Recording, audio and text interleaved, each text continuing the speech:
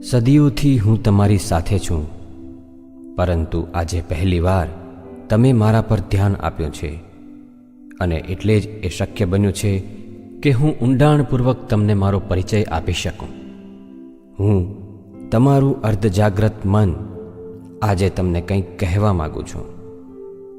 કેટલીક એવી વાતો જે પહેલાં તમે ક્યારેય નહીં સાંભળી હોય, કંઈક એવું સત્ય કે જેનું તમને જ્ઞાન નહીં હોય, કેટલાક એવા પ્રસ્તાવ જેની કદાચ તમને આશા પણ નહીં હોય. હું જે કંઈ પણ કહેવા જઈ રહ્યો છું તેના પર ધ્યાન આપવાથી તમને ખ્યાલ આવશે કે આ બધી બાબતોનું તમારા જીવનમાં કેટલું મહત્ત્વ છે.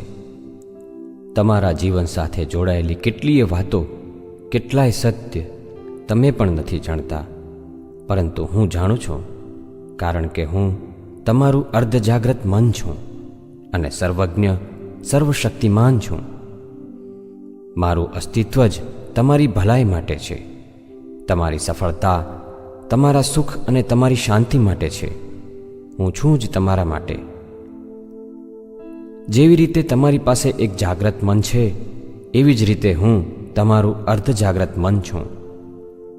જાગ્રત મન ત્યાં સુધી જ કાર્ય કરે છે જ્યાં સુધી તમે જાગતા હો, પણ હું તમારું અર્ધજાગ્રત મન 24 કલાક 8 પ્રહર તમારા માટે કાર્ય કરું છું, તમારી સાથે જ રહું છું. તમારા જન્મથી જ હું તમારી સાથે છું અને છેક સુધી રહીશ. હું તમારા જન્મ પહેલાંના લાખો વર્ષોની ગતિવિધિઓ વિશે જાણું છું અને આવનારી સદીઓનું પણ મને જ્ઞાન છે. આશ્ચર્યચકિત થવાની જરૂર નથી. હું તમારા અસ્તિત્વનો જ એક એવો ભાગ છું જેને તમે બહુ ઓછો ઓળખ્યો છે. હું તમારું અર્ધજાગ્રત મન છું. તમારી પાંચેય જ્ઞાનેન્દ્રિયોના સંવેદન પર, તમારા શરીરના હલનચલન પર અને તમારા વિચારો પર તમારા જાગ્રત મનનું નિયંત્રણ છે. તમારી તર્ક શક્તિ, પૃથક્કરણ શક્તિ, અનુમાન અને અર્થઘટન શક્તિ પણ તમારા જાગ્રત મનથી જ નિયંત્રિત છે. તમારામાં જે બુદ્ધિ પ્રતિભા છે, તકને ઓળખવાની ક્ષમતા છે, ખરા ખોટાને ઓળખવાની, નિર્ણય લેવાની, નિર્ણય લીધા બાદ તેનો અમલ કરવાની અને કોઈ પણ બાબતની તુલનાત્મક પસંદગી કરવાની ક્ષમતા છે, એ પણ તમારા જાગ્રત મન પાસે છે. સવારથી લઈ સાંજ સુધીમાં તમે કંઈ પણ ઈચ્છાઓ ઉત્પન્ન કરો છો, એ પણ તમારું જાગ્રત મન જ કરે છે. પરંતુ હું તમારું અર્ધજાગ્રત મન છું. હું એવા કેટલાય કાર્ય કરું છું જેના વિશે બહુ ઓછા લોકો જાણતા હોય છે. તમારી પાંચેય જ્ઞાનેન્દ્રિયોના સંવેદન અને તમારા હલનચલન પર તમારા જાગ્રત મન ઉપરાંત મારું પણ નિયંત્રણ છે. યાદ કરો, ગાઢ નિંદ્રામાં પણ તમે ટેલિફોનની ઘંટડી સાંભળી શકો છો. મચ્છર કરડે તો પણ ખ્યાલ આવી જાય છે અને ક્યારેક કશુંક બળવાની અથવા ધુમાડાની ગંધથી તમારી ઊંઘ પણ ઉડી જાય છે. ઊંઘમાં તમે પડખા પણ બદલો છો. આ બધું મારા અસ્તિત્વનો નિર્દેશ કરે છે. રસ્તા પર તમે ચાલ્યા જતા હો અને કોઈ સળગતી વસ્તુ પર અચાનક પગ પડી જાય તો તમે જુઓ છો પછી, પણ તમારો પગ પહેલાં હટી જાય છે. કોણ બચાવે છે તમારા પગને દાઝી જવાથી? સીડી ઉતરતી વખતે ક્યારેક તમારો પગ કોઈ ગફલત કરે એની ક્ષણાર્ધ પહેલાં તમે સાવચેત થઈ જાઓ છો. પછી ખ્યાલ આવે છે કે બચી ગયા, હમણાં પડી જાત. કોણ બચાવે છે તમને આવા અકસ્માતોથી? હું, તમારું અર્ધજાગ્રત મન. જીવનમાં ક્યારેક એવા સંજોગો પણ આવે છે કે જે તમને કોઈ ખોટું કાર્ય કરવા તરફ લઈ જાય, પણ યાદ કરો, અંદરથી એ જ વખતે અવાજ આવે છે, ના, રહેવા દે, આ કાર્ય કરવા જેવું નથી, આનું પરિણામ સારું નહીં આવે. આ અવાજ પણ મારો જ છે. તમારા જાગ્રત મનને મારા તરફથી આપવામાં આવેલી આ ચેતવણી હોય છે.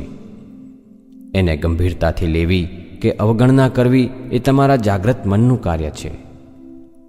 હા, હું તમને બચાવવાનો કોઈ મોકો ન ચૂકી શકું, કારણ કે હું તમારો અંગરક્ષક છું. હું તમારું અર્ધજાગ્રત મન છું. એવું કેટલીય વાર બનતું હશે કે તમે કોઈને તીવ્રતાથી યાદ કરતા હો અથવા એને મળવાની તીવ્ર ઈચ્છા હોય ત્યારે અચાનક જ એનો ફોન આવી જાય કે કોઈના દ્વારા એના સમાચાર મળે, અથવા તો એ વ્યક્તિ કેટલીય દૂર હોય તોય તમારી પાસે આવવાના સંજોગો ઊભા થઈ જાય. આવું કેમ બને છે? કારણ કે તમે એનાથી દૂર છો, હું નહીં. ખરેખર તો પૃથ્વી પરના દરેક મનુષ્યના અર્ધજાગ્રત મન સાથે મારું જોડાણ છે. મારા માટે સ્થળની કોઈ સીમા નથી. હું એવા દરેક માણસને જાણું છું કે જેની પાસે તમારા વિકાસની તકો પડેલી છે. તમારી સર્વાંગી વિકાસની, સુખ અને સમૃદ્ધિ મેળવવાની દરેક ઈચ્છા હું એના સુધી પહોંચાડી શકું છું, જો તમે મારો સાચો ઉપયોગ કરો તો. મારો ઉપયોગ કરવાની રીત પણ હું જ તમને શીખવીશ, કારણ કે હું તમારું અર્ધજાગ્રત મન છું અને તમને ખુશ જોવા માગું છું. તમારી જે યાદશક્તિ છે એની ક્ષમતા એક આધુનિક કમ્પ્યુટરની મેમરી કરતાં પણ અનેક ગણી વધારે છે. કેટલાય વર્ષોની, કેટલીય સદીઓની માહિતી આ ભંડારમાં પડી છે અને આ ભંડારની ચાવી મારી પાસે છે. પણ હા, એનો તમે કેટલો ઉપયોગ કરી શકો છો એ તમારા જાગ્રત મને લીધેલ તાલીમ પર આધાર રાખે છે. તમારા જાગ્રત મનને ખાસ પ્રશિક્ષણ આપવાથી તમે કંઈ પણ યાદ રાખી શકો છો. તમારા હૃદયમાં જે લાગણીઓ જન્મે છે એના પર પણ મારું નિયંત્રણ છે. લાગણીઓ બે પ્રકારની હોય છે, સકારાત્મક અને નકારાત્મક. ડર, ગુસ્સો, ઘૃણા, ઈર્ષા, પરપીડન વૃત્તિ, ચિંતા, શંકા, અસહિષ્ણુતા, શોક, સ્વાર્થ, નિરાશા, આ બધી નકારાત્મક લાગણીઓ છે જેનાથી તમારે હંમેશા દૂર રહેવાનું છે. પણ કેવી રીતે? અંધારાને દૂર કરવા માટે તમે શું કરો છો? અંધકારને ધક્કો મારો છો? ના, તમે માત્ર અજવાળું કરો છો. અંધકાર પોતાની જાતે જ જતો રહે છે. એવી જ રીતે સકારાત્મક લાગણીઓને હંમેશા પ્રયત્નપૂર્વક વધારવાથી નકારાત્મક લાગણીઓ આપમેળે ઓછી થતી જાય છે. એટલા માટે પ્રેમ, દયા, કરુણા, ક્ષમા, કૃતજ્ઞતા, પ્રફુલ્લિતતા, સહિષ્ણુતા, આશા, વિશ્વાસ અને ઉદારતાને તમારી અંદર વિકસાવો, નિરંતર વિકસાવો અને પછી જુઓ, તમારું જીવન ધન્ય થઈ જશે. નકારાત્મક લાગણીઓ શરીરના કોષોનો નાશ કરે છે. ક્યારેક આવી લાગણીઓ જીવન ઘાતક પણ સાબિત થઈ શકે છે. ચિંતા, ડર, ગુસ્સો, નિરાશા, આવી લાગણીઓ મગજમાં વીજળીના તોફાન જેવું મચાવી દે છે અને બુદ્ધિ કુંઠિત થઈ જાય છે. તમે એવા ઘણા લોકોને ઓળખો છો જે બુદ્ધિમાન હોવા છતાં આવી લાગણીઓના આવેશમાં ખોટો નિર્ણય લઈ બેઠા હોય. તમે મહાભારતના સહદેવની વાત તો સાંભળી જ હશે. સહદેવ ત્રિકાળ જ્ઞાની હતા. નોસ્ત્રાદામસ વિશે પણ જાણતા હશો.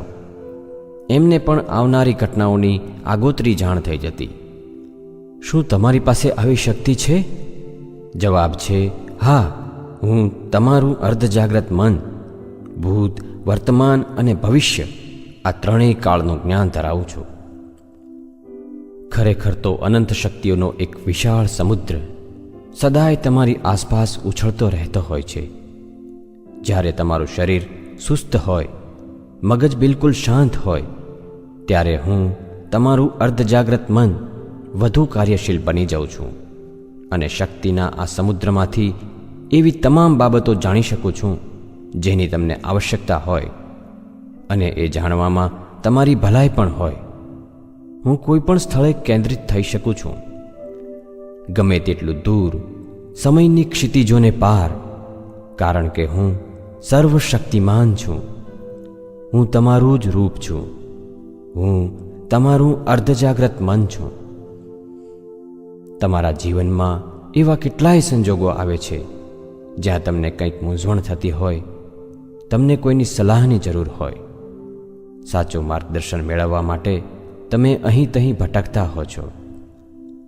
ગઈકાલ સુધી કદાચ તમને મારી ઉપસ્થિતિનો પણ ખ્યાલ ન હતો, પણ આજે તમે મારી શક્તિઓને પણ જાણતા થયા છો. જીવનમાં કોઈ પણ મુશ્કેલી આવે તો મને યાદ કરજો. કોઈ પણ સમસ્યા હોય એને લઈને મારી પાસે આવી જજો. તમારી તમામ સમસ્યા મને સોંપીને નિશ્ચિંત બની જજો, અને પછી જુઓ તમારી મુશ્કેલીઓ, અડચણો હું કેવી સરળતાથી દૂર કરી દઉં છું. વિશ્વના તમામ ધર્મો કહે છે કે ઈશ્વર તારી અંદર જ છે, એ મારો જ નિર્દેશ કરી રહ્યા છે. અહમ બ્રહ્માસ્મિની વિભાવનામાં પણ મારો જ નિર્દેશ છે. હું જે માર્ગ બતાવીશ એ સૌથી સાચો અને સારો હશે, કારણ કે હું સર્વજ્ઞ છું. હું તમારું અર્ધજાગ્રત મન છું. તમે તમારા જીવનમાં જે મુકામ પર પહોંચવા ઈચ્છતા હો, જે બનવા માગતા હો, જે કંઈ પણ પામવા ઈચ્છતા હો, એ બધું જો મને સ્પષ્ટપણે કહી દો તો હું એવી કેટલીય તકો તમારા માટે ઊભી કરીશ કે જેને અત્યાર સુધી તમે બહાર શોધતા હતા. હું તકો પણ ઊભી કરીશ અને તમને અણસાર પણ આપીશ કે જુઓ, આ જ છે એ તક જે તમને જોઈએ છે. પરંતુ એના માટે તમારે મારો ઉપયોગ કરવાની પદ્ધતિ શીખવી પડશે. તમારે શું જોઈએ છે એ તમે કહો તો છો, પણ ભાષા બીજી વાપરો છો. જો હું તમારી ભાષા જ નહીં સમજી શકું તો મને ખબર કેમ પડશે કે તમારે જોઈએ છે શું? માટે તમારે મારી ભાષા શીખવી પડશે, અને એ પણ હું જ તમને શીખવીશ. તમારે જે પ્રાપ્ત કરવું હોય અથવા તો તમારું જે લક્ષ્ય હોય તે સમયની અવધિ સાથે જો તમે મને કહેશો તો હું એ જ સમય મર્યાદામાં તમને ત્યાં સુધી પહોંચાડી દઈશ, કારણ કે હું સમયથી પર હોવા છતાં સમયની સાથે જ કાર્ય કરું છું. રાત્રે જ્યારે તમે ઘડિયાળમાં અલાર્મ મૂકીને સૂઈ જાઓ છો ત્યારે સવારે સમયસર જાગવાની મનમાં એક ફિકર હોય છે અને તમે સૂઈ જાઓ છો. એવા સમયે ક્યારેક એલાર્મ વાગવાની ક્ષણાર્ધ પહેલાં અચાનક તમારી આંખ ખુલી જાય છે, તો કોણ જગાડે છે તમને એલાર્મની પહેલાં? હું જગાડું છું, તમારું અર્ધજાગ્રત મન. તમારા શરીરના નિર્વાહ માટે શરીરમાં જ ઘણી બધી ક્રિયાઓ આપમેળે ચાલ્યા કરે છે, જેવી કે પાચન, રુધિરાભિસરણ, શ્વસન, ઉત્સર્ગ, સ્ત્રાવ વગેરે. આ તમામ પ્રક્રિયાઓને ચલાવવાની શક્તિ પણ હું જ પ્રદાન કરું છું, અને એનું નિયંત્રણ પણ મારી પાસે જ છે. આમાંની કોઈ પણ પ્રક્રિયામાં કોઈ ગરબડ થવાથી અથવા અસંતુલન થવાથી શરીરમાં બીમારી આવે છે. તમારા આ સ્વયં સંચાલિત ચેતાતંત્ર પર તમારા વિચારો, માન્યતાઓ અને લાગણીઓનો બહુ મોટો પ્રભાવ હોય છે, અને હું તમારા વિચાર, માન્યતાઓ અને લાગણીઓ મુજબ જ કાર્ય કરું છું. કોઈ પણ બીમારીનો ડર જો તમે તમારી અંદર ઉત્પન્ન કરશો, એની જ ચિંતામાં ગરકાવ રહેશો, એના જ વિચારોમાં ખોવાયેલા રહેશો, તો હું તરત જ તેનો અમલ કરીશ અને તમે એવી બીમારીના શિકાર બનશો જે તમારે બિલકુલ નથી જોઈતી. તમારું શરીર બિલકુલ સ્વસ્થ છે એવી સકારાત્મક માન્યતા, સકારાત્મક લાગણી અને સકારાત્મક વાતો કરતા રહેશો તો તમારા શરીરમાં કદાચ કોઈ બીમારી હશે તો પણ હું એને દૂર કરી દઈશ. હું તમારું અર્ધજાગ્રત મન છું, અને તમારા વિચાર, માન્યતા, લાગણી અને વાણી મુજબ જ કાર્ય કરું છું. આપણા ધર્મગ્રંથોમાં ઈચ્છા મૃત્યુની પણ વાત છે. ભીષ્મ પિતામહે પોતાની ઈચ્છાથી પોતાનું મૃત્યુ નિશ્ચિત કર્યું હતું. જેનો જન્મ છે એનું મૃત્યુ તો છે જ, પણ માત્ર મનુષ્ય જ એવો જીવ છે જે નક્કી પણ કરી શકે છે કે એને ક્યારે, ક્યાં અને કેવું મૃત્યુ જોઈએ છે. આજનું વિજ્ઞાન પણ આ વાતનું સમર્થન કરે છે. દરેક મનુષ્યના અર્ધજાગ્રત મન પાસે આ શક્તિ છે. ક્યારેક કેટલાક લોકો જાણે અજાણે એનો ઉપયોગ પણ કરી લે છે, પરંતુ એના માટે પોતાના જાગ્રત મનને ઊંડાણપૂર્વક તાલીમ આપવી અત્યંત જરૂરી છે, કારણ કે તમારું જાગ્રત મન મૃત્યુની બાબતમાં જેવો આદેશ આપશે એવી જ રીતે હું કાર્ય કરીશ. આ જ રીતે તમારા શરીરનું સર્જન અને વૃદ્ધિ પણ મારા નિયંત્રણમાં છે. હું જ દરેક ક્ષણે તમારા શરીરમાં સેંકડો નવા કોષો પેદા કરું છું. હું 24 કલાક કાર્યરત રહું છું. તમે જ્યારે સૂઈ જાઓ છો ત્યારે તમારા શરીરનો વિકાસ સ્થગિત નથી થઈ જતો. આ કોષોના વિકાસની બાબતમાં પણ હું તમારા વિચાર, માન્યતા, લાગણીઓ અને વાણી અનુસાર જ કાર્ય કરું છું. નકારાત્મકતાથી કોષોની વૃદ્ધિમાં અડચણો થાય છે અને સકારાત્મકતાથી વિકાસ. તમારા શરીરમાં જ્યારે કોઈ ઘાવ થાય છે ત્યારે દવાઓ તો એના પર કામ કરે જ છે, પરંતુ દવાઓ કેટલી હદે કારગત નીવડશે એ ઘાવ અને દવાઓ પ્રતિ તમારા પ્રતિભાવ પર આધાર રાખે છે. તમારા વિચાર, માન્યતા અને વાણી જો સકારાત્મક રહેશે તો ઘાવ જલ્દી રોજાઈ જશે, અન્યથા નહીં. અંદરથી ઘાવને રૂઝવવાનું કાર્ય હું કરું છું. હું તમારું અર્ધજાગ્રત મન. તમે જો ઘાવ બાબતે ચિંતિત રહેશો અને નકારાત્મક વાતો જ કર્યા કરશો તો હું તમારી એ જ હાલત કરીશ કે જેની તમને ચિંતા છે. માટે આજ પછી તમારા કોઈ પણ ઘાવ કે બીમારી માટે સકારાત્મક જ રહેજો. તમે જોશો કે થોડા જ સમયમાં એ બીમારી બિલકુલ ચાલી જશે. મારા પર વિશ્વાસ રાખજો. મારામાં અપાર શક્તિ છે. હું કોઈ પણ બીમારી ઉત્પન્ન પણ કરી શકું છું અને એટલી જ આસાનીથી એને દૂર પણ કરી શકું છું. હું તમારું અર્ધજાગ્રત મન છું. મારામાં એટલી શક્તિ છે કે હું તમારી કોઈ પણ પીડા દૂર કરી શકું છું. તમારા શરીરને પીડાનો સંદેશ તમારું જાગ્રત મન પહોંચાડે છે. જો તમે એને શાંત કરી દો અને સીધા જ મને પીડા દૂર કરવાનો આદેશ આપો તો હું કોઈ પણ પીડા દૂર કરી શકું છું. મારી આ શક્તિથી પીડારહિત પ્રસૂતિ અને ઓપરેશન પણ કરવામાં આવે છે. તમારી રોગ પ્રતિકારક શક્તિ પર પણ મારો જ પ્રભાવ છે. તમારી આસપાસ રોજ કેટલીય ઘટનાઓ બને છે.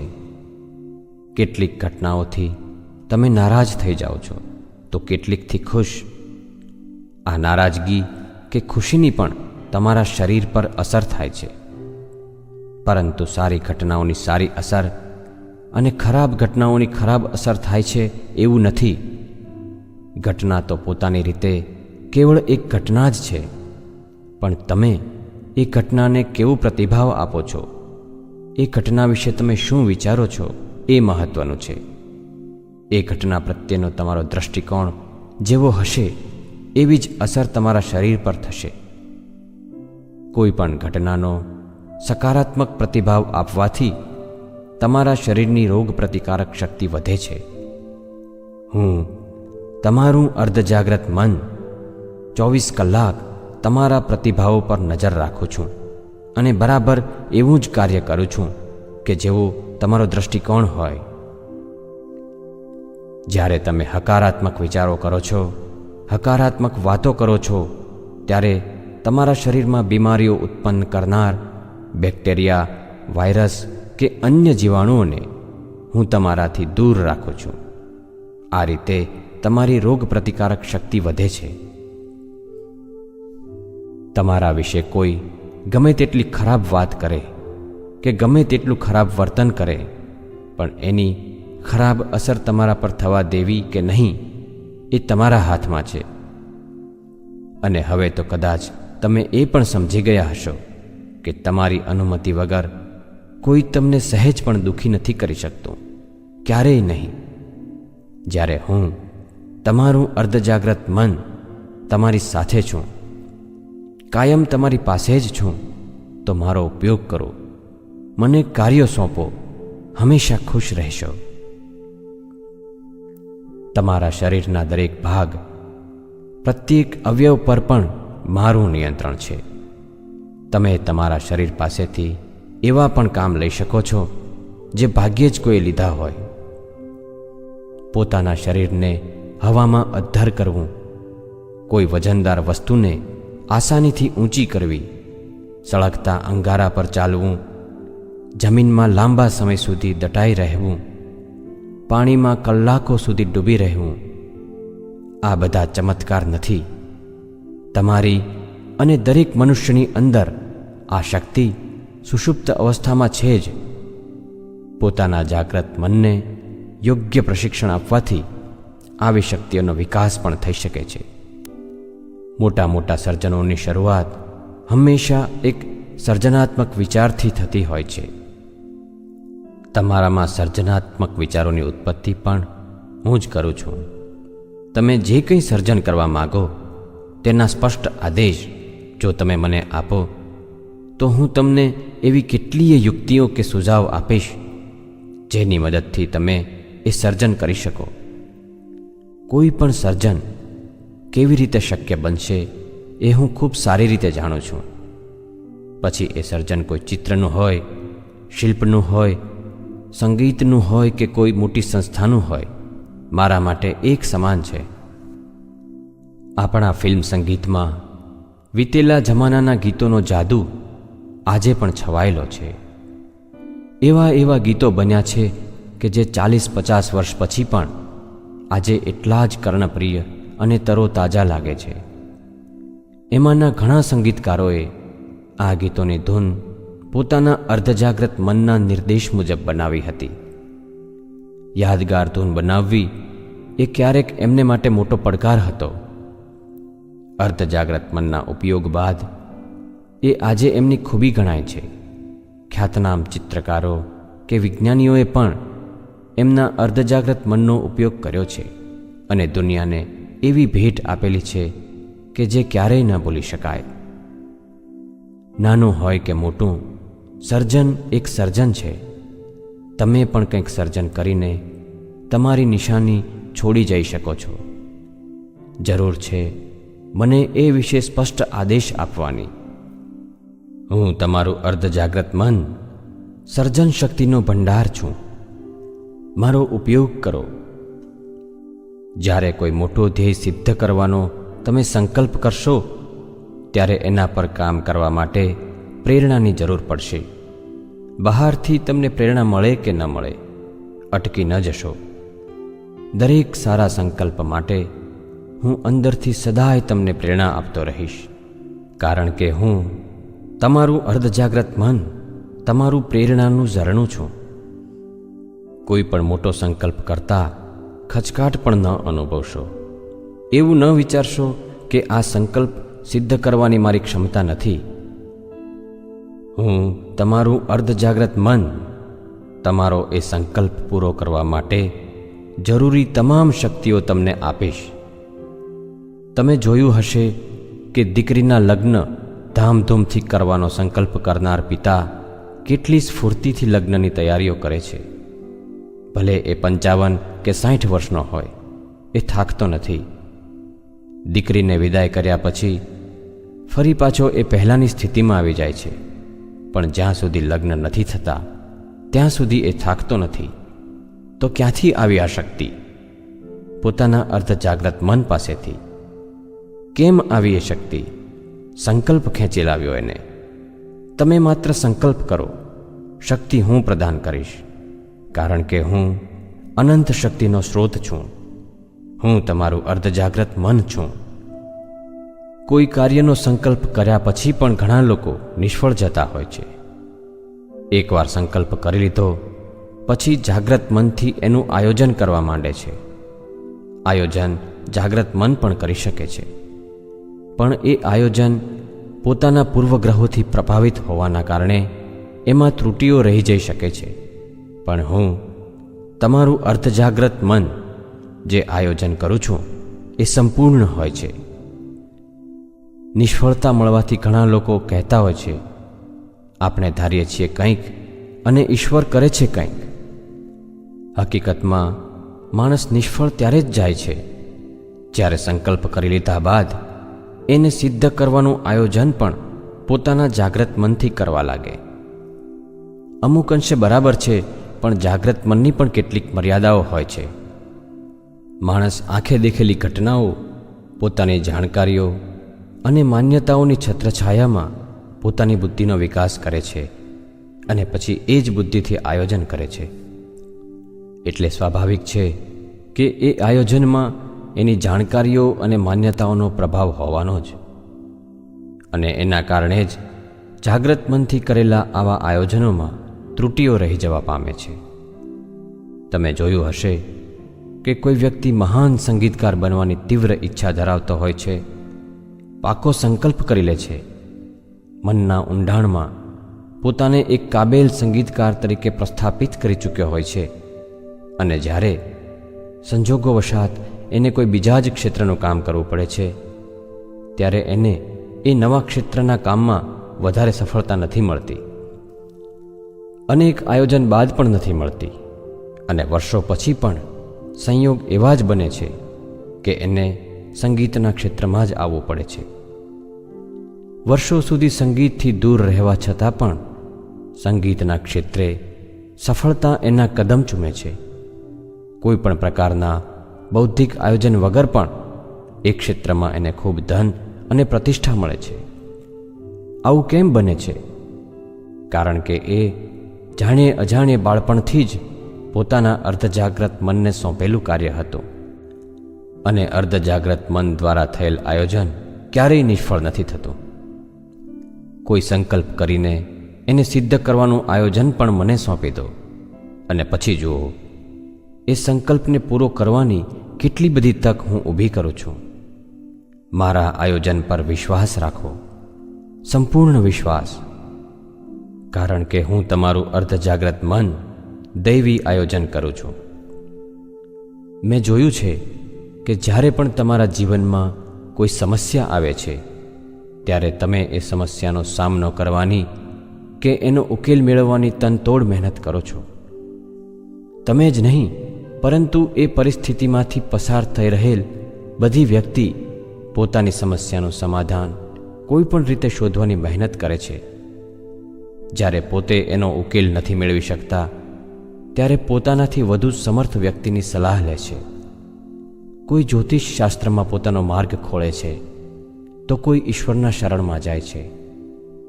આ ત્રણેય રસ્તાની ઉપરાંત એક ચોથો રસ્તો પણ છે, અને એ છે મારી પાસે આવવાનો. તમારી દરેક સમસ્યાનો ઉકેલ મારી પાસે છે, કારણ કે હું તમારું અર્ધજાગ્રત મન છું, અને મારી પાસે અખિલ બ્રહ્માંડનું જ્ઞાન છે. તમે મને માત્ર આદેશ આપો, તમારી સમસ્યામાંથી બહુ જ આસાનીપૂર્વક તમે બહાર આવી શકશો. ટીપુ સુલતાન યુદ્ધ દરમિયાન રોજ રાત્રે પોતાની સમસ્યાનું સમાધાન પોતાની અંદરથી મેળવતા હતા. ડૉક્ટર ફ્રેડરિક બેન્ટિંગની સમસ્યા હતી ડાયાબિટીસ પર અસર કરી શકે તેવી દવા શોધવાની. એમણે પણ પોતાના અર્ધજાગ્રત મનનો ઉપયોગ કર્યો, અને અર્ધજાગ્રત મન પાસેથી જે ઉકેલ મળ્યો એના જ આધારે એમણે દુનિયાને ઇન્સ્યુલિનની ભેટ આપી. સિલાઈ મશીનની શોધ કરનાર વ્યક્તિને અનેકવાર નિષ્ફળતા મળી હતી, પણ સોયમાં આગળના છેડે છિદ્ર કરવાનો નિર્દેશ જ્યારે એણે પોતાના અર્ધજાગ્રત મનથી મેળવ્યો, ત્યારે એ સફળ થયા. તમારી કોઈ પણ સમસ્યા, ભલે એ આર્થિક હોય, સામાજિક હોય, શારીરિક હોય કે માનસિક હોય, એના વિશે વિચાર કરી કરીને, એને યાદ કરી કરીને નિરાશ કે ચિંતિત ન થશો. એનાથી એ સમસ્યા વધુને વધુ વિકટ થતી જશે, પરંતુ એને ઉકેલવાનો પૂરા વિશ્વાસ સાથે મને આદેશ આપજો. પછી એ સમસ્યાનું નિવારણ કરવું એ મારું કર્તવ્ય છે, કારણ કે હું તમારું અર્ધજાગ્રત મન છું, અને કોઈ પણ સમસ્યા ઉકેલવા સમર્થ છું. તમને કદાચ જેનો ખ્યાલ પણ નથી, એવા પણ કેટલાય કામો હું કરી શકું છું. આખા વિશ્વના વાતાવરણ પર પણ હું અસર કરી શકું છું, પછી એ ભૌતિક વાતાવરણ હોય કે જૈવિક. કોઈ મહાન કાર્ય માટે જ્યારે તમે મારું આહ્વાન કરો છો, ત્યારે હું તમારું અર્ધજાગ્રત મન વિશ્વચેતના દ્વારા મારી અસર દેખાડું છું, અને અસંભવ લાગતી બાબતોને પણ સંભવમાં બદલું છું. રામની વાનર સેનાએ પાણી પર પથ્થરોનો સેતુ બનાવ્યો હતો. એ પથ્થરો કેવી રીતે તરી શક્યા હતા? ઝેરનો પ્યાલો ગટગટાવી જવા છતાં મીરાને કેમ કંઈ જ ના થયું?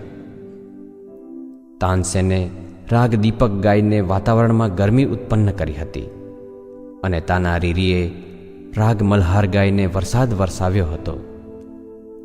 રાગ દીપક અને રાગ મલ્હાર તો આજે પણ ગવાય છે, છતાં શાસ્ત્રીય રાગોના દરેક તજજ્ઞ રાગ મલ્હાર ગાઈને વરસાદ કેમ નથી વરસાવી શકતા?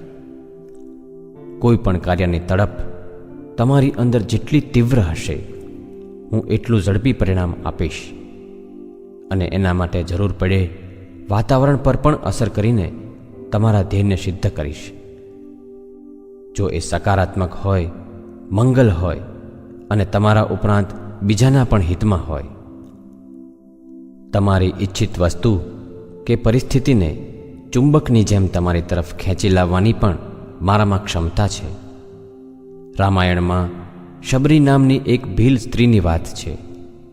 8 પહર એના મનમાં બસ એક જ રટણ ચાલતું હતું: મારા રામ મારા ઘેર આવે, મારા રામ મારા ઘેર આવે. કોઈ પણ પ્રકારના દેખીતા સંચાર માધ્યમ વગર શ્રીરામના મન સુધી આ વાત પહોંચી ગઈ અને એમણે આવવું પડ્યું શબરીની ઝૂંપડીમાં.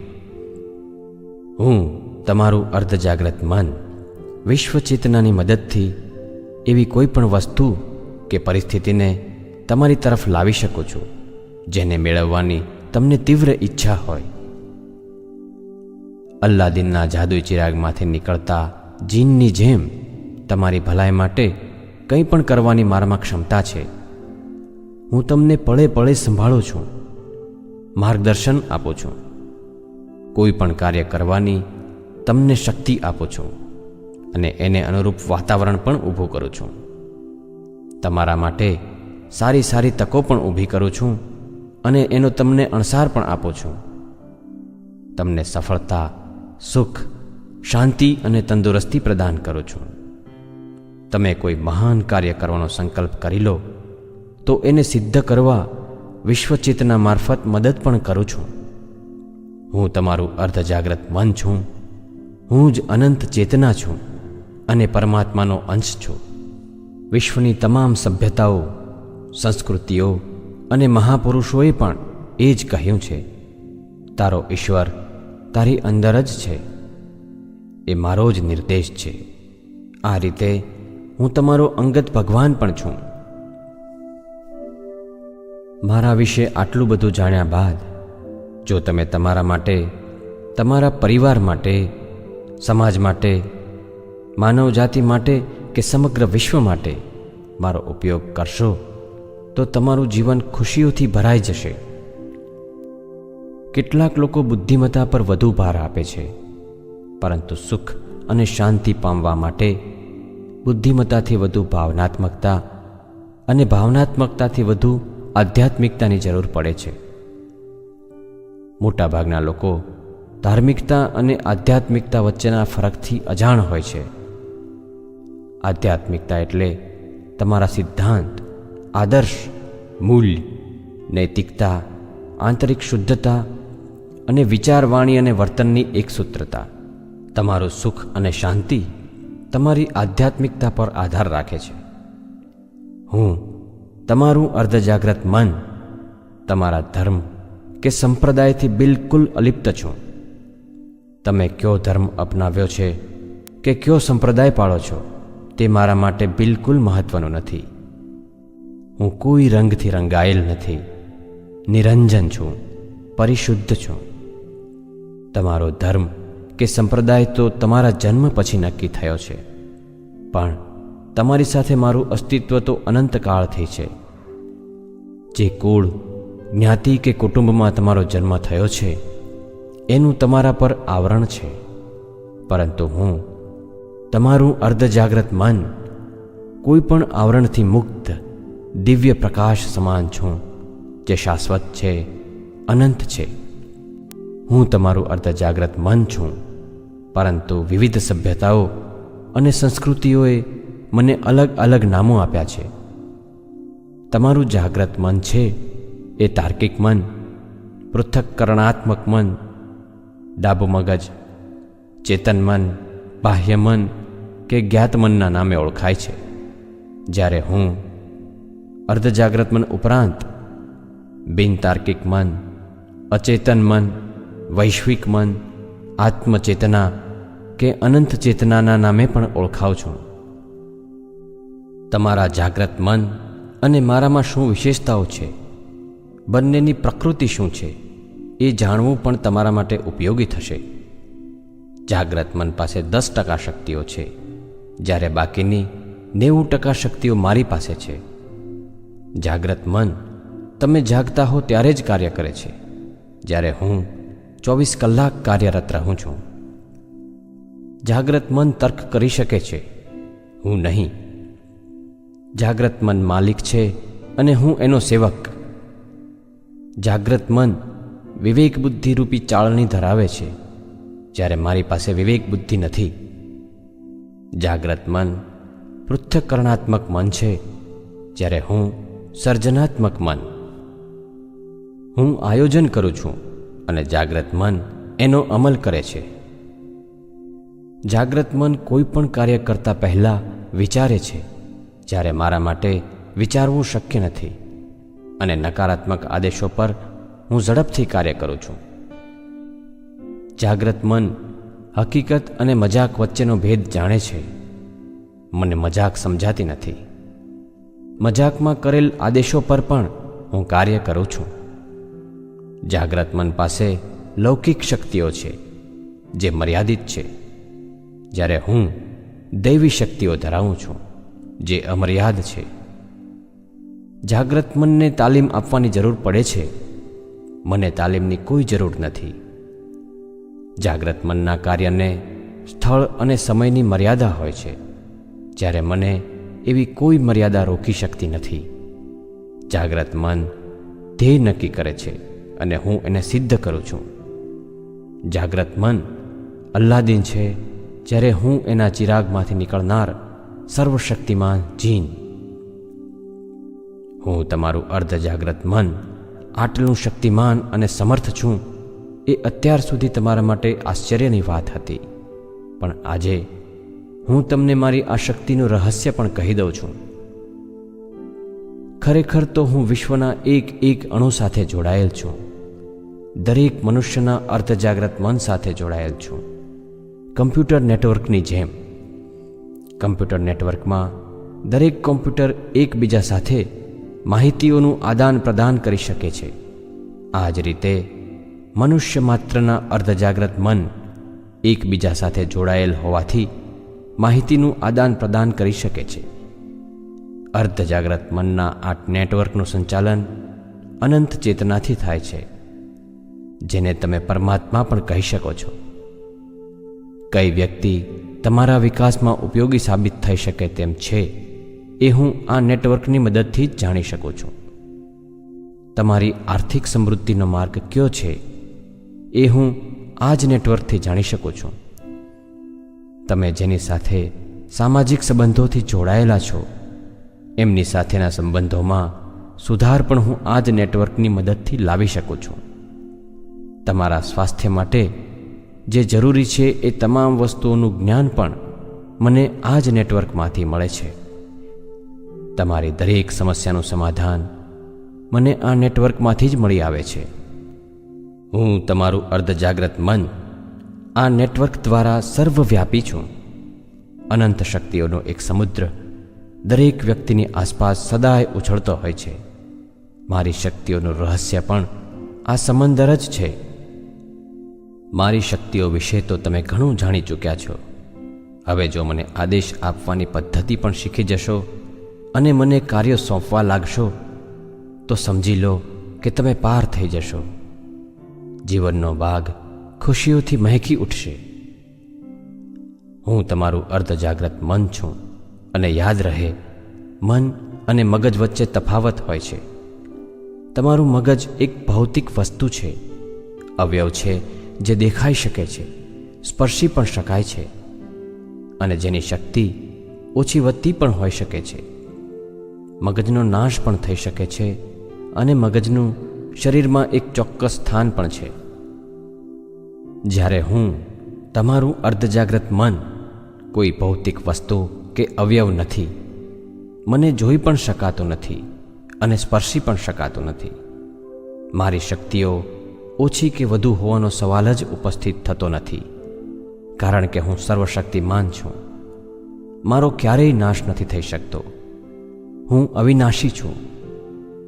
મારું કોઈ ચોક્કસ સ્થાન નથી હોતું, પણ હા, તમારા શરીરમાં મારું કેન્દ્ર જરૂર હોય છે.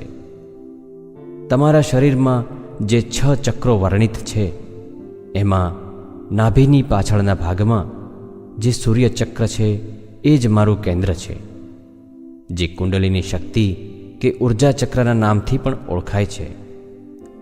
તમારું જાગ્રત મન ત્યાં સુધી કાર્ય કરે છે જ્યાં સુધી તમે જાગતા હો છો, અને હું, તમારું અર્ધજાગ્રત મન, અવિરત કાર્ય કરું છું. પરંતુ જ્યારે તમે સૂઈ જાઓ છો, તમારું મગજ બિલકુલ શાંત થઈ જાય છે, ત્યારે હું અત્યંત તીવ્રતાથી કાર્ય કરું છું.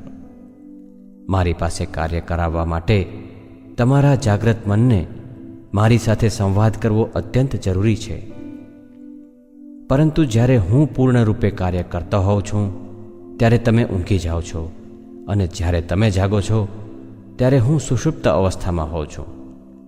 તમારું જાગ્રત મન અને હું જ્યારે એક જ સ્તર પર કાર્ય કરીએ, ત્યારે જ અમારા વચ્ચે સંવાદ શક્ય બની શકે. પરંતુ આ મુશ્કેલ નથી. કેવી રીતે, એ જાણવા માટે હું તમને મનની વિભિન્ન અવસ્થાઓ અને મારા વિજ્ઞાન વિશે પણ સમજણ આપું છું. તમારા હૃદયની જેમ તમારું મગજ પણ ધબકતું હોય છે. જેવી રીતે ઇસીજી હૃદયની ધડકન દર્શાવે છે, એ જ રીતે મગજના ધબકાર પણ EEG નામના મશીનથી માપી શકાય છે. એક અમેરિકન એન્જિનિયરે અલગ અલગ અવસ્થા દરમિયાન ઘણા વ્યક્તિઓના કેટલાય EEG નોંધી એક નિશ્ચિત સાર કાઢ્યો છે, જે સમજવો તમારા માટે અત્યંત ઉપયોગી થશે. જ્યારે તમે પૂર્ણ રૂપે જાગતા હો છો, ત્યારે તમારા મગજના ધબકારના તરંગો પ્રતિ સેકન્ડ 14 થી 35ની વચ્ચે રહે છે, જેને બીટા અવસ્થા નામ આપવામાં આવ્યું છે. જ્યારે તમે નિદ્રામાં હો છો, ત્યારે આ તરંગો શાંત થઈને પ્રતિ સેકન્ડ 4 થી 7ની વચ્ચે આવી જાય છે, જેને થીટા અવસ્થા કહેવાય છે.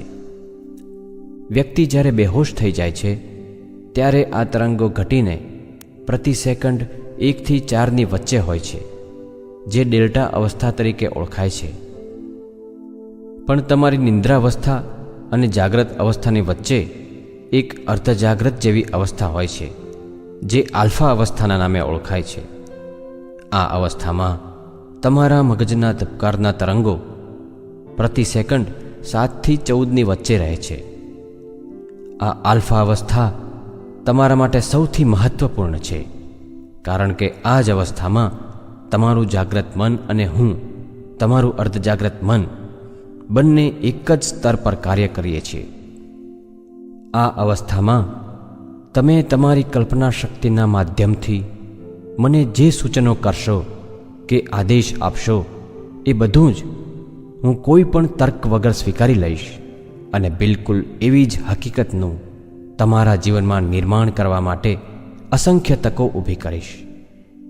મેં ઊભી કરેલ તકોનો તમારા દૈનિક જીવનમાં હું તમને નિર્દેશ પણ કરીશ. સ્વયંસ્ફુરણા, અંતઃપ્રેરણા, એક જ વિષય પર સતત વિચાર, સ્વપ્ન વગેરેના માધ્યમથી હું તમારું ધ્યાન મેં ઊભી કરેલ તકો તરફ દોરીશ. આ રીતે આલ્ફા અવસ્થા તમારા જાગ્રત મન અને મારી વચ્ચે સંચારનું એક અત્યંત આવશ્યક માધ્યમ છે. મનની આ શાંત અવસ્થાને આલ્ફા નામ તો ગઈ સદીમાં આપવામાં આવ્યું છે, પણ આ અવસ્થામાં પહોંચીને મારી અગાધ શક્તિઓનો ઉપયોગ કરવાની પરંપરા યુગોથી ચાલી આવે છે. આપણા ઋષિમુનિઓ પણ દુર્ગમ સ્થળે બેસીને કલાકો, મહિનાઓ, વર્ષો સુધી તપશ્ચર્યા કરતા હતા. એ તો તમે જાણો જ છો. આ તપશ્ચર્યા પણ આલ્ફા અવસ્થાના ઊંડાણમાં જઈને કોઈ એક જ વિષય પર એકાગ્ર થવાની પ્રક્રિયા છે. આ સ્તર પર કામ કરવાનો મહાવરો વધતા તમે બ્રહ્માંડના કોઈ પણ સ્થળ સાથે માનસિક રીતે જોડાઈ શકો છો અને જાણી પણ શકો છો કે ત્યાં શું થઈ રહ્યું છે. વર્ષો પહેલાંની વાતોની માહિતી મેળવી શકો છો અને વર્ષો પછી આવનારી ઘટનાઓ વિશે પણ માહિતી મેળવી શકો છો. માઇલો દૂર બેઠેલી વ્યક્તિની બીમારી પણ દૂર કરી શકો છો. કોઈ નિર્જીવ વસ્તુના કોઈ ભાગમાં કે કોઈ પ્રાણીના એક અંગમાં ક્યાં ખરાબી છે કે તકલીફ છે એ પણ જાણી શકો છો. આલ્ફા અવસ્થા મારી દિવ્ય શક્તિઓનું સાનિધ્ય પામવાની અવસ્થા છે. આલ્ફા અવસ્થા દરમિયાન તમારા શરીરને અનાજ પાણી વગેરેની ઓછામાં ઓછી જરૂર પડે છે. આલ્ફા અવસ્થામાં રહેવાનો ઊંડાણપૂર્વક અભ્યાસ થતાં વ્યક્તિ ભોજન લીધા વગર શરીર માટે જરૂરી તમામ પોષક તત્વો સીધા જ અનંત શક્તિમાંથી પ્રાપ્ત કરી શકે છે અને લાંબા સમય સુધી અનાજ પાણી લીધા વગર તંદુરસ્ત જીવન જીવી શકે છે. આલ્ફા અવસ્થા દરમિયાન તમારા શરીરની શિથિલ સ્થિતિ અને મનની શાંત સ્થિતિના સંતુલનને કારણે શરીરના બધા જ તંત્રો એકબીજા સાથે સંતુલિત રહીને કાર્ય કરે છે, જેના કારણે શરીર બિલકુલ સ્વસ્થ રહે છે. આલ્ફા અવસ્થા દરમિયાન શરીરના કોષોનો ઘસારો અટકી જાય છે, એજિંગ પ્રોસેસ ઘટી જાય છે.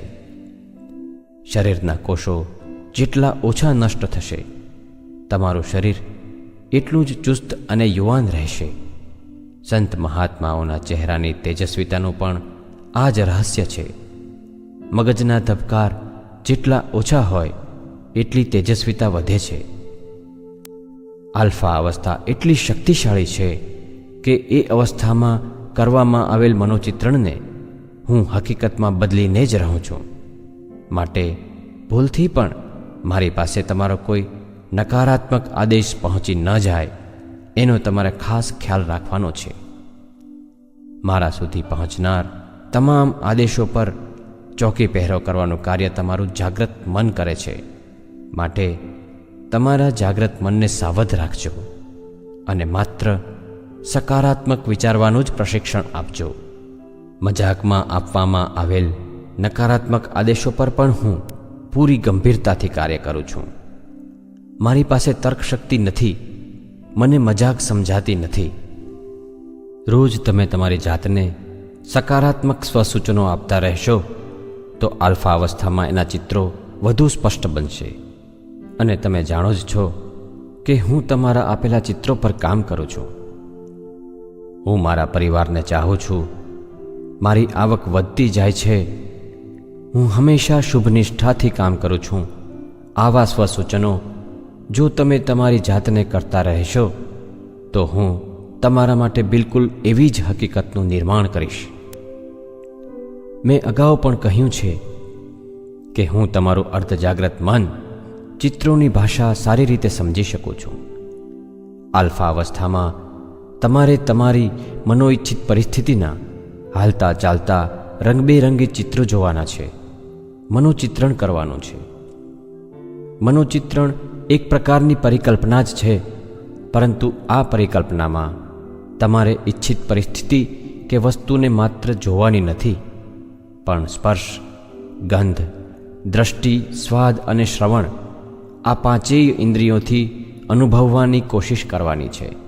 અત્યંત ભાવપૂર્વક એકાકાર થઈને મનોચિત્રણ કરવાનું છે. બીજી મહત્વની વાત એ છે કે મનોચિત્રણ તમે ભવિષ્ય માટે કરતા હોવા છતાં એને ભવિષ્યકાળના સ્વરૂપે નથી જોવાનું, પરંતુ એ ઘટના આજની જ પરિસ્થિતિ છે એ રીતે વર્તમાનમાં જોવાની છે, અનુભવવાની છે. આ રીતે આલ્ફા અવસ્થા અત્યંત મહત્વપૂર્ણ અવસ્થા છે. સંપૂર્ણપણે નિંદ્રામાં સરી જતા પહેલાં અને નિંદ્રાવસ્થામાંથી જાગ્રત અવસ્થામાં આવતી વખતે તમે રોજ કુદરતી રીતે આલ્ફા અવસ્થામાંથી પસાર થાઓ છો. પણ આના સિવાય તમે જ્યારે ઈચ્છો ત્યારે પણ આલ્ફા અવસ્થામાં જઈ શકો છો. આલ્ફા અવસ્થામાં જવાની ઘણી પદ્ધતિઓમાં રિલેક્સેશન અર્થાત શિથિલીકરણ સૌથી આસાન છે. રિલેક્સેશનમાં તમારે શરીરના બધા જ અંગોને સ્વસૂચનથી ક્રમશઃ શિથિલ કરતા જઈને આખા એ શરીરને રિલેક્સ કરવાનું હોય છે. અને પછી હળવાશના આ આનંદ સાથે મનની શાંત અવસ્થા આલ્ફા અવસ્થામાં પહોંચવાનું હોય છે.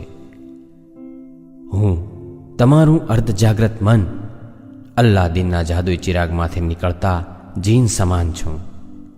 રિલેક્સેશન એક રીતે જાદુઈ ચિરાગમાંથી મને બહાર બોલાવવાની પ્રક્રિયા છે. પછી તમારે માત્ર હુકમ કરવાનો છે અને જોવાનું છે તમારા માટે હું શું શું કરી શકું છું.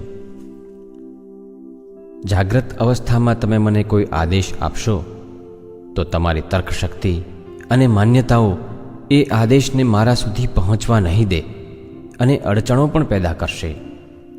આલ્ફા અવસ્થામાં જ્યારે તમે મને આદેશ કરો છો ત્યારે હું એને સારી રીતે સમજી શકું છું અને તરત જ એના પર કાર્ય આરંભ કરી દઉં છું. હું તમારું અર્ધજાગ્રત મન છું અને તમારી તમામ ઈચ્છાઓ પૂરી કરવા માટે તત્પર છું. પણ એના માટે તમારે મારો સાચી રીતે ઉપયોગ કરવો પડશે. અને મારો ઉપયોગ કરવાની રીત પણ ચાલો હું જ તમને શીખવું. મારી કાર્ય પદ્ધતિ હાઈ કન્ફિગરેશન કમ્પ્યુટર સિસ્ટમ જેવી છે. કમ્પ્યુટરને ચલાવવા માટે પ્રોગ્રામની જરૂર પડે છે. કોઈ બહારથી તૈયાર પ્રોગ્રામ લાવીને પોતાનું કામ કરે છે તો કોઈ પોતાનું પ્રોગ્રામિંગ જાતે જ કરી લે છે. મારી કાર્ય પદ્ધતિ પણ કોમ્પ્યુટર જેવી જ હોવાના કારણે મારો સાચી રીતે ઉપયોગ કરવા માટે તમારે પણ પ્રોગ્રામની જરૂર પડશે. તમે શું કરશો?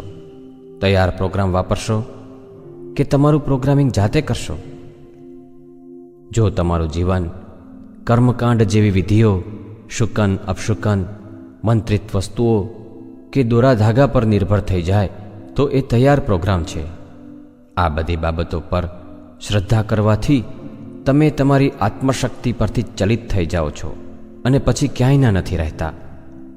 તૈયાર પ્રોગ્રામ વાપરશો તો તમે મારા સુધી નહીં પહોંચી શકો અને જીવનભર બીજાની શક્તિઓ પર આશ્રિત રહીને અહીં તહીં ભટકતા રહેશો અને હું આરામથી સુષુપ્તાવસ્થામાં જ રહીશ. અગર આ બધી બાબતોથી ઉપર ઉઠીને તમારું ધ્યેય તમે જ નક્કી કરો, તમારો માર્ગ તમે જ પસંદ કરો, તો એ છે તમે જાતે તૈયાર કરેલું પ્રોગ્રામિંગ. હું તમારું અર્ધજાગ્રત મન બંને પ્રોગ્રામો પર કાર્ય કરી શકું છું. તમે જાતે તમારું પ્રોગ્રામિંગ કરશો તો હું તમારું જીવન એવું બનાવીશ કે જેવું તમે ઈચ્છો છો. જો કે મને વિશ્વાસ છે કે મારી અમર્યાદ શક્તિઓ વિશે આટલું જાણ્યા પછી તમે તમારું પ્રોગ્રામિંગ જાતે જ કરશો. તમારા જીવનના શિલ્પી તમે જાતે જ બનશો અને તૈયાર પ્રોગ્રામ વિશે વિચારશો પણ નહીં. તો કેવી રીતે કરશો જાતે જ પ્રોગ્રામિંગ? જો તમારા જીવનમાં સફળતા, સુખ અને શાંતિ ઈચ્છતા હો તો સાચી રીતે પ્રોગ્રામિંગ કરવું અત્યંત આવશ્યક છે. પ્રોગ્રામિંગની આ પદ્ધતિના 8 ચરણ છે અને દરેક ચરણ મહત્વપૂર્ણ છે. તમે ધીરજપૂર્વક આ 8 ચરણોને પૂરા કરો અને બાકીનું કામ મારા પર છોડી દો. હું તમારું અર્ધજાગ્રત મન છું અને સર્વશક્તિમાન છું. મારા પર વિશ્વાસ રાખો. જો સાચી રીતે બીજ વાવ્યું હશે તો ફળ તો મળશે જ. સૌથી પહેલું ચરણ છે એક મોટો સંકલ્પ કરવાનું. જ્યારે તમારી પાસે આટલી વિરાટ શક્તિ છે અને તમે એનો ઉપયોગ કરવાની રીત પણ જાણો છો તો જીવનને નિરર્થક શા માટે બનાવવું? હું આ વિશ્વમાં આવ્યો છું તો જતાં પહેલાં મારા પરિવાર માટે, સમાજ માટે, દેશ અને સમગ્ર માનવ જાતિ માટે મારે કંઈક વિશિષ્ટ કરવું છે એવો સંકલ્પ કરો. આ જ સંકલ્પના રટણમાંથી એક દિવસ તમારા જીવનનું સાચું ધ્યેય બહાર આવશે. બીજું ચરણ છે ધ્યેય નિશ્ચિત કરવાનું. તમે સંકલ્પ તો કરી લીધો કે કંઈક કરવું છે, પણ સ્પષ્ટપણે શું કરવું છે એ જ્યારે નક્કી કરી શકો ત્યારે એ ધ્યેય કહેવાય. ધ્યેય જ સાચી દિશામાં મહેનત કરવાની પ્રેરણા આપે છે. કોઈ પણ ધ્યેય વગર કરેલી મહેનત ક્યારેય રંગ નથી લાવતી. જે વ્યક્તિનું કોઈ ધ્યેય નથી હોતું એ જીવનભર બીજાના ધ્યેય માટે જ મહેનત કર્યા કરે છે. કોઈ ધ્યેય વગર મહેનત કરવી અને સફળતાની આશા રાખવી એ સરનામા વગર કોઈનું ઘર શોધવા બરાબર છે. તમારા જીવનને કેવો ઓપ આપવો છે તે નક્કી કરો. સાચી લગન અને પુરુષાર્થના અંતે તમારે શું મેળવવું છે એ નક્કી કરો. કેટલાક લોકો ડૉક્ટર બનવા માગે છે, કેટલાક લોકો એક્ટર બનવા માગે છે, પણ એ તો માત્ર કારકિર્દી છે, જીવનના અનેક આયામો પૈકી એક. ધ્યેય તો સમગ્ર જીવન સફર દરમિયાન મેળવવાની ઉપલબ્ધિ સમાન હોવું જોઈએ.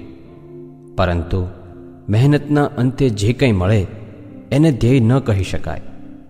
મહેનત શરૂ કરતા પહેલાં જ જ્યારે તમે એની ઉપલબ્ધિ નક્કી કરી લો તો એ ધ્યેય કહેવાય. ધ્યેય નક્કી કરતી વખતે જીવનના ભૌતિક, માનસિક, સામાજિક અને આધ્યાત્મિક આ ચારેય પાસાઓનું જેમાં સંતુલન હોય તેવું ધ્યેય નક્કી કરવું જોઈએ, જેથી ધ્યેય પ્રાપ્તિની યાત્રા દરમિયાન તમારો સર્વાંગી વિકાસ થઈ શકે અને ધ્યેય પ્રાપ્ત થયા પછી પણ તમે દરેક રીતે ખુશ રહી શકો, સુખ અને શાંતિ મેળવી શકો. કારણ કે ધ્યેય હોય છે જ સુખ પામવા માટે, શાંતિ પામવા માટે. જ્યારે હું તમારું અર્ધજાગ્રત મન તમારી સાથે છું, પછી ફિકર કેવી? બસ સમજી વિચારીને ધીરજ અને શાંતિપૂર્વક તમારું ધ્યેય નિશ્ચિત કરી લો. કોઈ પણ ધ્યેયને પ્રાપ્ત કરવા માટે એની તીવ્ર ઈચ્છા હોવી અતિ આવશ્યક છે. 99% ઈચ્છાથી કામ ન ચાલે. ધ્યેય પ્રાપ્ત કરવાની એક ધૂન સવાર થઈ જવી જોઈએ. ધ્યેય પ્રાપ્ત કરવું જરૂરી છે માટે મહેનત કરવી એમ નહીં, પણ અંદરથી ઈચ્છા હશે તો જ કામ થશે. બર્નિંગ ડિઝાયર હશે તો જ ધ્યેય પ્રાપ્ત થશે. ધ્યેય નિશ્ચિત કરી લીધા પછી ત્રીજું ચરણ આવે છે તમારા ધ્યેયને અનુરૂપ માન્યતાઓનો વિકાસ કરવાનો. જો તમારી માન્યતાઓ તમારા ધ્યેયને અનુરૂપ નહીં હોય તો તમને ધ્યેય પ્રાપ્ત કરવામાં ઘણી મુશ્કેલીઓ નડશે, અથવા તો તમારું ધ્યેય સિદ્ધ નહીં થાય. જેમ કે અમેરિકામાં સ્થાયી થવું એ તમારા ધ્યેયનો એક ભાગ હોય અને તમારી માન્યતા એવી હોય કે ત્યાંના લોકો સારા નથી હોતા, તો તમારું ધ્યેય સિદ્ધ નહીં થઈ શકે. કોઈ મોટા ઇન્ડસ્ટ્રીયલ એમ્પાયરના માલિક બનવું એ તમારું ધ્યેય હોય અને તમે જો એવું માનતા હો કે ધનવાન લોકો ખરાબ હોય છે, તો એ લક્ષ્ય તમે ક્યારેય હાંસલ નહીં કરી શકો. કારણ કે હું તમારું અર્ધજાગ્રત મન તમારી માન્યતાઓ મુજબ જ કાર્ય કરું છું. એટલા માટે તમારા ધ્યેયને અનુરૂપ માન્યતાઓનો જ વિકાસ કરો. અને હા, સૌથી મહત્વપૂર્ણ માન્યતા જે છે એને તો અત્યારથી જ દ્રઢ કરી લો. તે એ છે કે કંઈ પણ થાય, હું મારા લક્ષ્ય સુધી પહોંચવાનો જ છું. મારું ધ્યેય સિદ્ધ થવાનું જ છે. ચોથું ચરણ, તમારી લાગણીઓને તમારા ધ્યેય સાથે જોડી દો. તમારા ધ્યેય બાબતે તમે જ્યારે વિચાર કરો ત્યારે જેટલા ભાવુક બની જશો એટલું જ ઝડપથી એનું પરિણામ મળશે. તમારા ધ્યેયને લગતી કોઈ પણ વસ્તુ જુઓ ત્યારે મનમાં અત્યંત ઉત્સાહ ભરાઈ જવો જોઈએ. આવી વસ્તુઓને જોઈને જો તમારા રૂવાડા ઊભા થઈ જાય, શરીરમાં લોહીનું ભ્રમણ વધી જાય, હૃદયની ધડકન વધી જાય, તો સમજી લેજો તમે તમારા ધ્યેયને પ્રાપ્ત કરીને જ રહેશો. કારણ કે આ ચિહ્નો ધ્યેય પ્રતિ તમારી ચાહત દર્શાવે છે, તમારો લગાવ દર્શાવે છે. આવા ચિહ્નોથી તમારા લક્ષ્યના ચિત્રો વધુ સ્પષ્ટ થાય છે અને હું તમારું અર્ધજાગ્રત મન મને આપવામાં આવેલા ચિત્રો પ્રમાણે જ કાર્ય કરું છું. પાંચમું ચરણ છે રિલેક્સેશન દ્વારા આલ્ફા અવસ્થામાં જઈને ધ્યેયનું મનોચિત્રણ કરવું. મેં આગળ પણ જણાવ્યું છે કે હું ચિત્રોની ભાષા ખૂબ આસાનીથી સમજી શકું છું. એટલા માટે રિલેક્સેશન દ્વારા આલ્ફા અવસ્થામાં જઈને તમારી જે કંઈ ઈચ્છા હોય તેનું મનોચિત્રણ કરો. એના હાલતા ચાલતા રંગબેરંગી ચિત્રો જોવાની કોશિશ કરો. તમારી ઈચ્છિત પરિસ્થિતિમાં પૂર્ણ રૂપે એકાકાર થઈ જાઓ. ભાવુકતાથી મનોચિત્રણ કરો.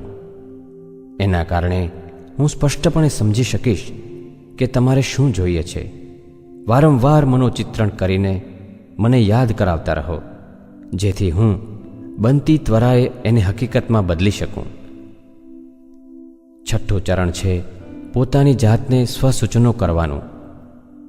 તમે જે ધ્યેય નિર્ધારિત કર્યું છે એને પ્રાપ્ત કરવાની તમારામાં શક્તિ છે જ, માટે રોજ વારંવાર હું મારું ધ્યેય પ્રાપ્ત કરીશ જ એવા સ્વસૂચનો આપવાનું શરૂ કરો, જેનાથી તમારું આત્મબળ વધશે.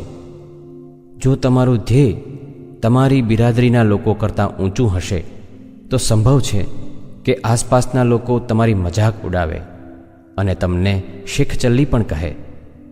વધારે પડતા સ્વપ્નશીલ અથવા તરંગી કહીને પોતાની મર્યાદામાં રહીને વિચારવાની સલાહ આપે, પણ એનાથી નિરાશ ન થશો. એમના પર નારાજ પણ ન થશો, કારણ કે મોટાભાગના લોકો એ નથી જાણતા કે પોતાની શક્તિઓની મર્યાદા પોતાનું મન જ બાંધે છે અને એ જ મન એને તોડી પણ શકે છે. તમારા લક્ષ્ય અનુસાર સ્વસૂચન કરવાથી તમને કોઈ પણ નકારાત્મક પ્રતિભાવ ક્યારેય અસર નહીં કરી શકે. ઉલટાના તમારા ઈરાદા વધુ મજબૂત બનશે, કારણ કે હવે તો તમે સારી રીતે જાણી ચૂક્યા છો કે હું તમારું અર્ધજાગ્રત મન અમર્યાદ તાકાત ધરાવું છું. સાતમું ચરણ છે સફળતાની આ પ્રક્રિયામાં વધુને વધુ ઉદ્દીપકોનો ઉપયોગ કરવો. જે પ્રક્રિયામાં ભાગ લીધા વગર પ્રક્રિયાને ઝડપી બનાવે છે તેને ઉદ્દીપક કહેવામાં આવે છે. ધ્યેય પ્રાપ્તિની આ પ્રક્રિયામાં ઉપવાસ, મૌન, પ્રાર્થના, સકારાત્મક વિચાર, ધ્યાન વગેરે ઉદ્દીપકનું કાર્ય કરે છે. તમામ ધર્મોમાં ઉપવાસનું અનેરું મહત્વ છે. જૈન ધર્મમાં પણ તપસ્યા દરમિયાન ઉપવાસ રખાય છે. ઇસ્લામમાં પણ રોઝા પાળવામાં આવે છે. હિન્દુ ધર્મમાં પણ યોગ્ય પતિ મેળવવાના ધ્યેયની સાથે ગૌરી વ્રતના ઉપવાસ જોડાયેલા છે. પતિના દીર્ઘ આયુષ્યના ધ્યેય સાથે કડવા ચોથનો ઉપવાસ જોડાયેલો છે. લોકો ઉપવાસના બળ પર માનતાઓ માને છે. વૈજ્ઞાનિક સત્ય એ છે કે જ્યારે તમે ભૂખ્યા રહો છો ત્યારે તમારા પાચન તંત્રને લોહીના પરિભ્રમણનો અને બીજા સ્ત્રાવોનો થનાર લાભ મને મળે છે, અને એના કારણે હું વધુ કાર્યાન્વિત થાઉં છું, જેના કારણે ધ્યેય પ્રાપ્તિની તમારી પ્રક્રિયા વધુ ગતિશીલ બને છે. મહાત્મા ગાંધી અને વિનોબા ભાવે જેવા કંઈ કેટલાય મહાપુરુષોના જીવન સાફલ્યમાં એમના ઉપવાસે મહત્વપૂર્ણ ભૂમિકા નિભાવી છે. જો તમે રોજ નિશ્ચિત સમયે ચોક્કસ સમયગાળા પૂરતું મૌન પાળશો તો તમને ખ્યાલ આવશે એના કેટલા ફાયદા છે. મૌનની સ્થિતિ આલ્ફા અવસ્થાની ખૂબ જ નજીક હોય છે. મારે જો તમારા જાગ્રત મનને કોઈ સૂચન કરવું હશે તો એ હું તમારા મૌન દરમિયાન સારી રીતે કરી શકીશ. મેં તમારી ધ્યેય પ્રાપ્તિ માટે શું આયોજન કર્યું છે, તમારા માટે કેવી કેવી તકો ઊભી કરી છે, એ જો તમે જાણવા માગતા હો તો એ તમારા મૌન દરમિયાન જ શક્ય છે. જો તમે ચૂપ જ નહીં રહો તો મારા મોકલેલ કેટલાય સંદેશાઓ તમે ઝીલી નહીં શકો, અને એને ગુમાવવાનું કદાચ તમારા માટે મોંઘું સાબિત થશે. પ્રાર્થના પણ એક ઉત્તમ ઉદ્દીપક છે. એવો કોઈ ધર્મ નથી કે જેમાં પ્રાર્થનાનું કોઈ સ્થાન ના હોય. પ્રાર્થના પરમ તત્વ સાથે સામીપ્ય અનુભવવાની, મનની વાત કહેવાની અને વિનંતી કરવાની વૈજ્ઞાનિક રીત છે. જ્યારે કોઈ એક વ્યક્તિ પ્રાર્થના કરે છે ત્યારે એ પોતાની આત્મચેતનાને જગાડે છે. સમૂહમાં થતી પ્રાર્થનાથી સમૂહ ચેતના ઉત્પન્ન થાય છે, જે વિશ્વ ચેતના સાથે જોડાઈને ઈચ્છિત ફળ આપે છે. તમે જ્યારે તમારા માટે પ્રાર્થના કરશો ત્યારે એનું ફળ અવશ્ય મળશે, પણ તમારા સગા સંબંધી કે મિત્રો માટે પ્રાર્થના કરશો તો એનું ફળ વધુ મળશે. અને જો કોઈ એવા લોકો માટે પ્રાર્થના કરશો કે જેમને તમે ઓળખતા પણ નથી તો તમારી પ્રાર્થનાની તાકાત અનેક ગણી વધી જશે. જો કોઈ દુર્ઘટના જુઓ તો એનાથી પીડિત વ્યક્તિઓ માટે હોસ્પિટલ પાસેથી પસાર થાઓ, તો અંદર રહેલા દર્દીઓ માટે લાચાર ભિખારીને જુઓ તો એના માટે, અનાથાશ્રમ પાસેથી પસાર થાઓ તો અનાથ બાળકો માટે, આમ અજાણ્યા લોકોની ભલાઈ માટે પ્રાર્થના કરવાની ટેવ પાડશો તો તમારી પ્રાર્થનાની તાકાત અનેક ગણી વધી જશે, જે તમને પણ ફાયદાઓ આપશે. જ્યારે તમે પ્રાર્થના કરશો ત્યારે હું વધુ કાર્યાન્વિત થઈ જઈશ અને તમે જાણો છો કે હું તમારું અર્ધજાગ્રત મન તમારા માટે શું શું કરી શકું છું. સકારાત્મક વિચાર પણ ઉદ્દીપકનું કાર્ય કરે છે. બહુ સારા દિવસો આવી રહ્યા છે, મારું ભવિષ્ય ઉજ્જવળ છે, મારો પરિવાર મને ખૂબ પ્રેમ કરે છે. આવા સકારાત્મક વિચારોથી જો તમે તમારું જાગ્રત મન ભરી દેશો તો નકારાત્મક વિચારો માટે કોઈ જગ્યા નહીં રહે. વારંવાર આવા સકારાત્મક વિચારોને દોહરાવ્યા કરશો તો એક દિવસ એ તમારી માન્યતા બની જશે અને હું, તમારું અર્ધજાગ્રત મન, તમારી માન્યતાઓ અનુસાર જ કાર્ય કરું છું.